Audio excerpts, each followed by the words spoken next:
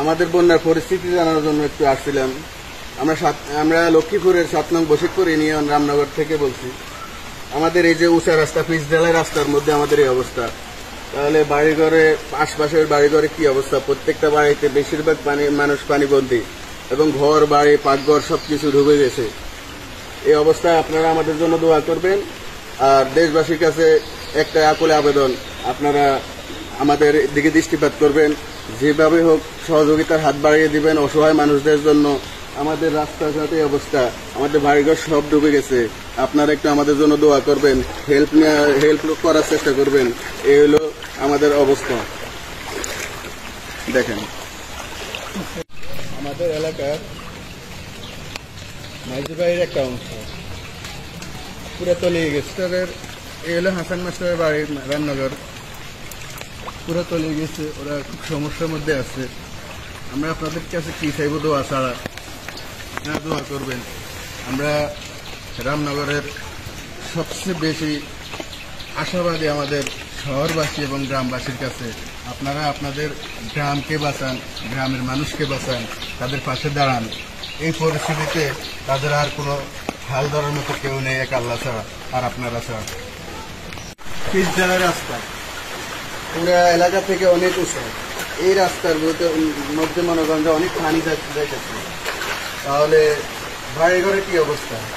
প্রতিটা মানুষ লক্ষ্মীপুরে আমার মনে হয় না আর কোনো বাড়ি বাকি আছে। লক্ষ্মীপুর অঞ্চলে এখন শতকরা 90%, 95%-এর উপরে বাড়ি ডুবে গেছে।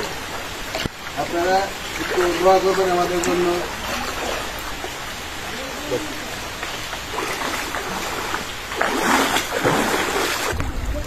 প্রিয় দেশবাসী, এই হলো আমাদের রামনগর আশ্রয় কেন্দ্র এবং এখানে এখন স্কুলে কার্যক্রম চলে।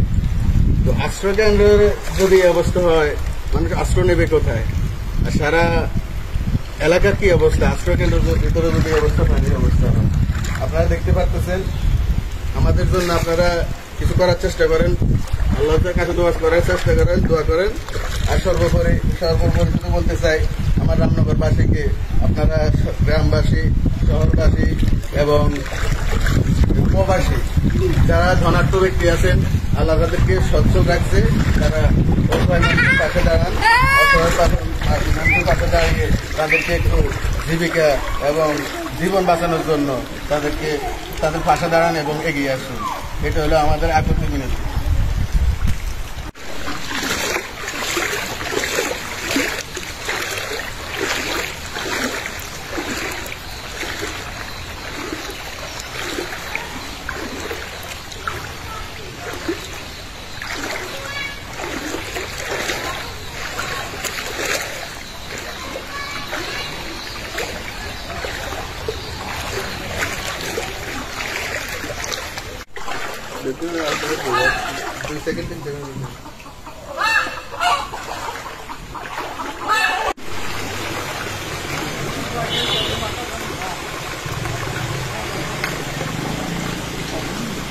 রামনগর বাইতুল্লাহ জামে মসজিদ সামনে এই অবস্থা।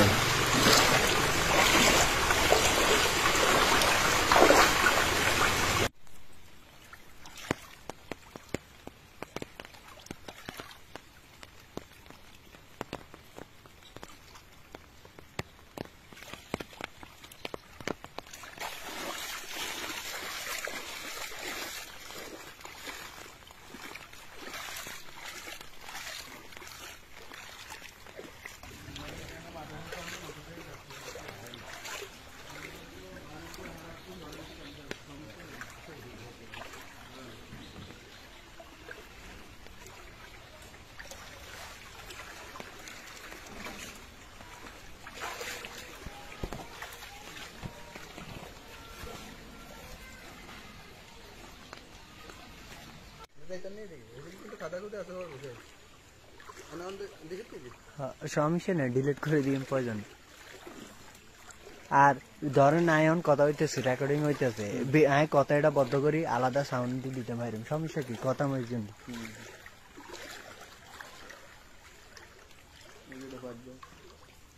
এটা হচ্ছে পাকঘর।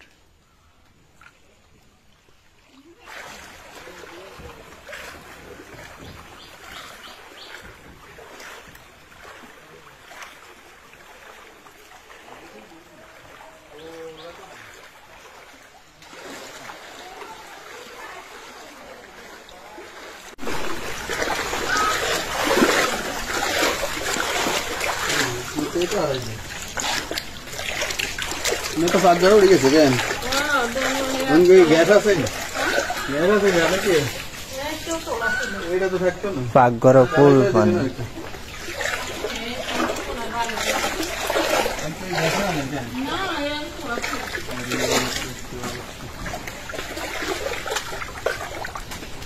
হ্যাঁ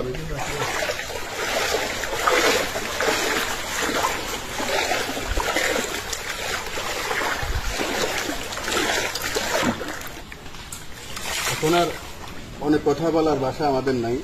আমাদের পরিস্থিতি এখন খুব ভয়াবহ এবং আরো খারাপের দিকে যাইতেছে। আমরা লক্ষ্মীপুর সব দিকে তো আর আমরা দেখতে পারি না, তো আমার গ্রামটা ঘুরে দেখলাম এবং পরিস্থিতিটা বুঝলাম। এবং আমার আকুলে আবেদন, আমার গ্রামের দোকানপাটগুলা এবং আমাদের পাশের পোদ্দার বাজার সবাই ওভার অনেক দামে জিনিসপত্র বিক্রি করতেছে। আমাদের আবেদন এই সময় এই দুর্দিনে জুলুম করেন না, বরঞ্চ মানুষের পাশে দাঁড়ান। আল্লাহ আপনাদের সহায় হবে ইনশাআল্লাহ।